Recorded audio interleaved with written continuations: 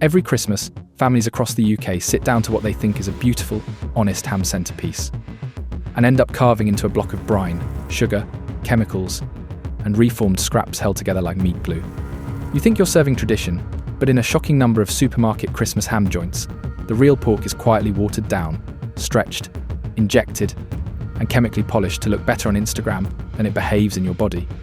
And behind that glossy glaze, some hams still rely on nitrite curing, the same class of additive that global health bodies link with processed meat and cancer risk, even a decade after the alarm was sounded. In this video, we're going to walk you through 7 Christmas ham brands you should think twice about putting on your table this year, expose why so many supermarket hams are more like ultra-processed meat products than real food, and show you 2 safer directions that actually respect your health and your wallet. Number 1. Tesco Wiltshire Cured Ham Joint. For millions of British families, especially during a cost of living crisis, the Tesco own brand gammon joint feels like a sensible, thrifty choice. You see it chilled in the meat aisle, a modest joint for under £10 that promises to feed half the family with enough leftovers for Boxing Day sandwiches. The packaging shows images of tender pink meat, maybe some honey glaze drizzled over the top, and words like Wiltshire cured that sound traditional, almost heritage. You picture a simple cut of British pork, cured with salt and a touch of sugar, the sort of thing your nan might have cooked decades ago. But flip the pack over and look at the ingredient list. Instead of seeing just pork, salt, and maybe a bit of brown sugar, you get a long, crowded roll call. Water appears high up the list. Stabilisers like triphosphates are added to lock that water inside the muscle fibres, and nitrite preservatives are used to keep the colour uniformly pink and delay any sign of spoilage. Recent independent lab analysis found nitrites in every single ham sample tested across UK supermarkets, and Wiltshire cured products from Tesco were among those with some of the highest nitrite levels recorded. Some of these joints hover around 3 parts actual pork to 1 part everything else, once you factor in the added water, the glaze syrup, and all the chemistry holding it together. Why does this matter? First, you're paying for water and industrial additives instead of nutrient-dense meat, which means you need bigger portions to actually feel satisfied, leading to more salt, more sugar, and more preservatives in every serving your family eats. Second, your blood sugar and energy levels get hammered when you combine salty processed meat with sticky sweet glazes. You get the festive high mid-afternoon, then the crash an hour later. And third, this kind of industrial joint has almost nothing in common with a real cured ham made from a whole leg of pork, slowly brined in a butcher's shop and allowed to develop flavour naturally instead of being pumped, tumbled, and rushed through a factory line designed for speed and scale, not quality. If you think that sounds bad, wait until you see what happens when the supermarket slaps on the word finest and charges you more for essentially the same tricks underneath. Number 2. Sainsbury's Honey Roast Ham. Walk down the Sainsbury's Christmas aisle and you'll be drawn to the premium-looking black packaging of the Taste the Difference range. The message is clear. This isn't the cheap stuff.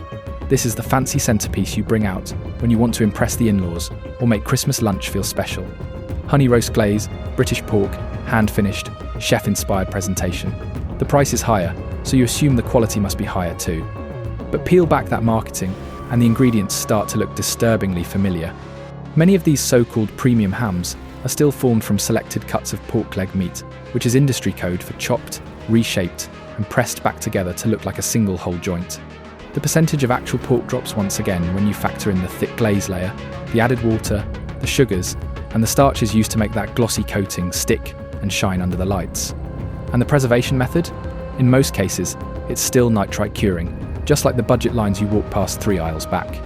This is where expectation and reality clash hardest.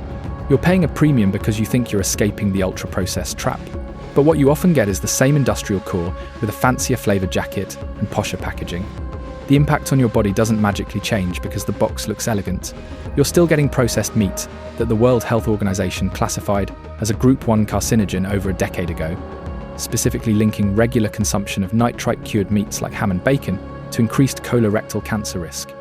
You still get a heavy salt load, and you still get a sugar-rich glaze designed to hijack your taste buds and keep you coming back for more.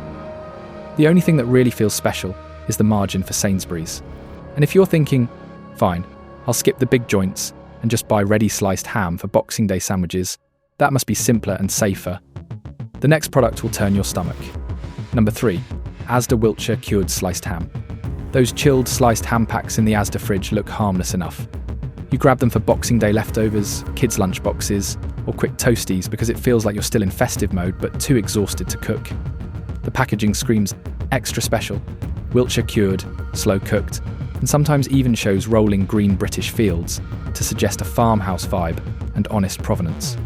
Behind the scenes, these packs are some of the most aggressively engineered meats you can bring into your home. They're made in huge central factories where thousands of pork legs are injected with brine solution using needle machines, then tumbled in giant rotating drums to force the liquid deep into the muscle tissue. The meat is then cooked, chilled rapidly, sliced by high-speed blades, and packed by the ton. All in a controlled environment designed for efficiency and shelf life, not flavour or nutrition. Nitrites and other additives keep the colour appealing and stop any watery seepage that might remind you just how much of the weight in that pack is not actually meat. From a health perspective, this is the worst of both worlds. You get the constant background hit of processed meat and nitrite exposure, which health agencies have repeatedly flagged as something to actively limit in your diet, without any of the satiety or nutrient benefit you'd get from a proper roast joint carved at home. Eat this stuff day after day over the Christmas holidays, and you're dosing your gut and your metabolism with a steady stream of salt, preservatives, and low-quality fats that chip away at your long-term health one sandwich at a time. And just when you think you can at least trust the festive reduced salt, lean, or lighter hams to be a smarter, healthier choice, the next category reveals another ugly trick supermarkets don't want you to notice. Number 4. Morrison's The Best Reduced Salt, Wiltshire Ham. The lighter and reduced salt hams are marketing genius. They catch the eye of anyone trying not to gain half a stone over Christmas, or people watching their blood pressure who genuinely think they're doing the right thing by their body. Phrases like reduced salt, lean ham, or lighter choice make it sound almost virtuous, like you're making a responsible adult decision while still enjoying the festive season. But when you lower one thing in an industrial product, something else nearly always creeps in to fill the gap. When salt content is trimmed back, manufacturers have to lean harder on other additives and flavourings to keep you coming back for more and to mask the blandness. That often means more sweet glaze, more artificial smoke flavouring, more yeast extracts, and more flavour enhancers, all carefully designed to trick your tongue into thinking it's eating something rich and satisfying, even when the underlying meat quality hasn't improved one bit. You also rarely escape the nitrite problem just because the packet says lean or reduced salt. For curing and preservation, many of these products still rely on the same nitrite salts that every tested UK retail ham sample has been found to contain, with Morrison's Wiltshire-style products coming out in lab analysis with some of the highest nitrite levels in the category. So you feel virtuous scanning that reduced salt label at the checkout, but your colon doesn't know the difference between lean and finest. It only sees a regular hit of processed meat and preservation chemistry that behaves the same way inside your digestive system, regardless of what the front label promises. If you think that level of cynicism is bad, wait until you discover how long some of these ham products are designed to sit in your fridge, looking perfect, with absolutely no sign of natural spoilage. Number 5. Marks & Spencer British Honey Roasted Ham Joint. Another group of Christmas ham products to be extremely wary of is the one that seems almost unnaturally invincible. You notice use by dates stretching 2 or even 3 weeks ahead, even on sliced cooked ham and whole chilled joints. The plastic packaging is vacuum tight. The colour stays uniformly bright pink from the day you buy it until the day you finally cook it. And there's no smell when you first peel back that film, no matter how long the joint has been sitting in the back of your fridge, waiting for Christmas morning. In nature, real cooked meat is fragile and perishable. If you roasted a leg of pork at home with nothing but salt and maybe a bit of sugar, it would start to dry out within a day. The colour would grey slightly at the edges, and it would eventually develop an off smell within just a few days, even stored in the fridge. The only way supermarket hams like the M&S outdoor bread range can defy that natural reality is by engineering them to survive long transport routes, long storage times, and long shelf display. That means heavy use of curing salts, including nitrites, controlled moisture levels locked in with stabilisers, and packaging that creates a low oxygen environment, specifically designed to keep appearances perfect for as long as possible. The risk here is twofold. First, long-life processed meats encourage you to treat ham like a safe, everyday staple rather than an occasional indulgence, leading to much higher overall exposure to processed meat than most people realise they're consuming. You buy it 2 weeks before Christmas, it sits there looking fine, you eat some on Christmas Day, then you keep eating it for days afterwards because it still looks and smells fine. Second, if there's ever a contamination issue, an allergen labelling mistake, or a hygiene slip-up at the central factory where these are made, thousands of packs right across the UK carry the same risk all at once, and those packs are designed to hang around in fridges and on shelves for weeks, before anyone notices something's wrong. And before you say, "Fine, I'll just go for a nice ethical or high welfare ham instead," surely that's better, there's another unpleasant twist waiting for you. Number 6. Aldi specially selected British free-range ham joint.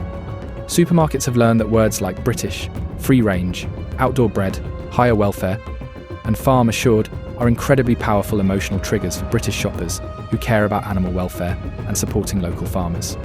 You want to believe that if the pigs were treated better and the farm is somewhere in the British countryside rather than a factory unit, the final product on your plate must be cleaner, safer, and more natural. So you pick up the Aldi specially selected British free-range ham joint and you genuinely feel like you've made the responsible, ethical choice. What rarely changes in these products, though, is the processing model that happens after the pig leaves the farm. That supposedly ethical British pork leg still goes into the same centralised industrial factories, through the same brining tanks, the same needle injection machines, the same tumbling drums, and the same nitrite curing and forming processes as the cheaper, non-welfare line sitting right next to it on the shelf. The label might proudly stress British origin or higher welfare standards at farm level, but it stays completely silent about nitrite levels, added water percentages, stabilisers, or the fact that the ham has been formed and pressed from multiple cuts, instead of being a simple whole joint from a single leg. So you pay a bit more, and you feel better about your purchase. But from your body's point of view, you're still eating an ultra-processed meat product that carries exactly the same long-term health risks that health authorities are increasingly concerned about. Better farming is absolutely a good thing and worth supporting, but it doesn't cancel out or undo what happens afterwards in the industrial pipeline between the farm gate and your dinner table. And what about those beautifully photographed, premium whole Christmas hams from the big supermarkets that appear in glossy food magazines, Sunday supplement best-of lists, and all over Instagram every December? The ones that every food blogger and influencer seems to rave about? This is where the illusion reaches its absolute peak. Number 7. Waitrose British honey and mustard glazed roast ham. Finally, there are the real showstoppers. The big glazed whole hams that appear in Christmas food guides and get photographed in perfect lighting with cloves studded across the top, candied orange slices arranged artfully on the side, and honey glaze dripping down like liquid gold. Waitrose. No. One range sits at the top of this category, promising to make you look like a domestic genius with almost no effort and only a modest spend compared to ordering from a fancy butcher. Some of these are marketed as cooked Wiltshire ham, heritage cured, slow roasted, hand finished, suggesting hours of careful artisan preparation and traditional British curing methods passed down through generations. But that same recent independent lab analysis that tested hams across UK supermarkets found that Wiltshire cured products, including premium ranges, can contain some of the highest nitrite levels in the entire processed meat category, in some cases many times higher than other cured meat products, all while being presented with heritage and artisanal styling that suggests the exact opposite.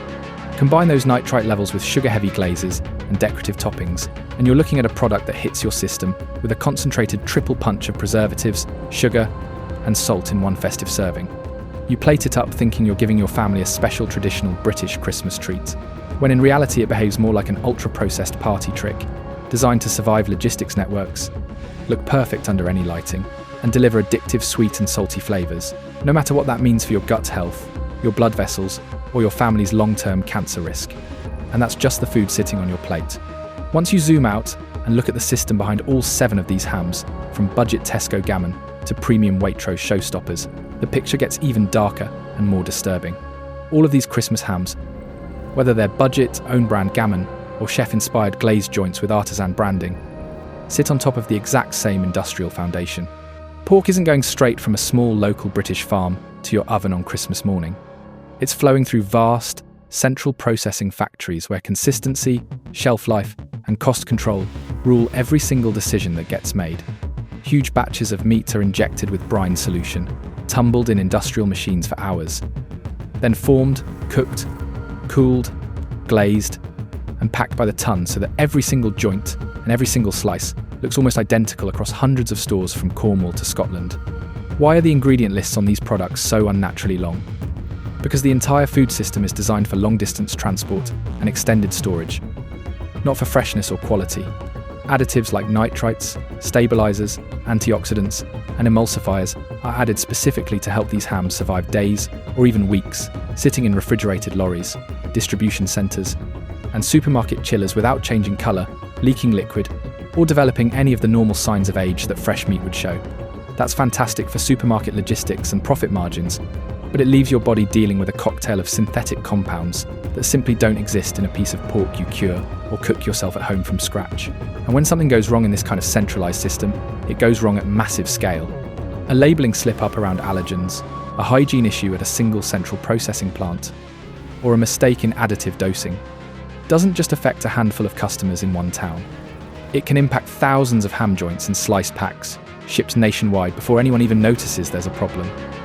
Recalls do happen. Contamination scares do happen. You've seen the headlines over the years: listeria outbreaks, mislabeled allergens, products pulled from shelves across entire supermarket chains all at once because they all came from the same factory, on the same production line, during the same batch run. The branding on the front of the packet talks about family favourites, great value Christmas, freshly prepared, lovingly glazed, British heritage, and farm assured. The reality underneath is engineered meat, fortified with preservatives and stabilisers, specifically to keep it looking alive and appealing long after it should have started to look tired and past its best. This isn't about one dodgy product or one rogue supermarket. It's about an entire industrialised food system that's proven, time and again, it can't always guarantee your safety or quality, even while you keep trusting the familiar logos above the door and the glossy photos on the packaging every single Christmas.